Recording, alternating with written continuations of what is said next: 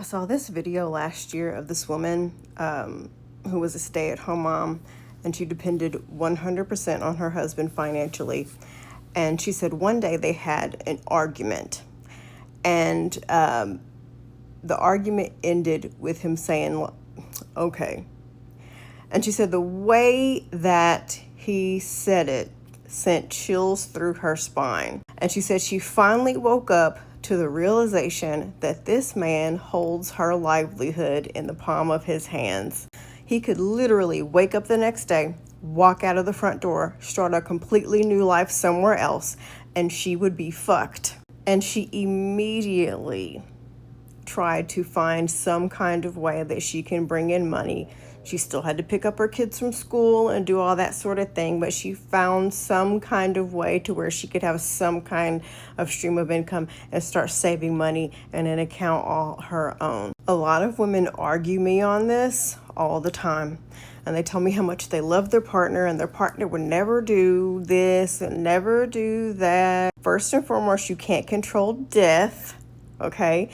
If that were to happen, you can't control that. You can't control if, an emergency or a disability or something happens, an illness. And you also can't control the grown man deciding that he doesn't want to be with you anymore and leaving you. A lot of women argue me on this because they know what I'm saying is true.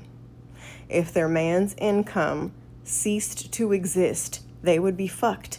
And that is a scary thought. I once heard a divorce lawyer say the road to divorce court is paved with the bodies of stay-at-home mothers. A lot of them go to court and they get the rude awakening that the judge does not give a fuck that they gave up their career for 20 years to raise the kids and help build his career up. They are in for the rude awakening that every fucking thing requires a security deposit and a down payment, and they just don't have it. They get the rude awakening that nobody wants to hire someone that's been out of work for 20 years, for 15 years, for 10 years, for 5 years, for a year. And even if you have a degree, they still won't want to hire you after being out of work for so long. Women who once lived the life of luxury, who are now having to take entry-level jobs because that's all that they can get, should scare the fuck out of a lot of you. I want you to love and enjoy your husband, especially if for right now he is an amazing man, and I hope he remains an amazing man. A lot of you who are hearing the sound of my voice right now because of the statistics that are out there, some of you will be lucky and some of you will not be. And none of you, unless you're getting some kind of red flags or a warning right now, none of you know which part of the fence you're going to be on. So if your husband is so amazing and he's so great, what is the harm for putting money away in an account that only you have access to?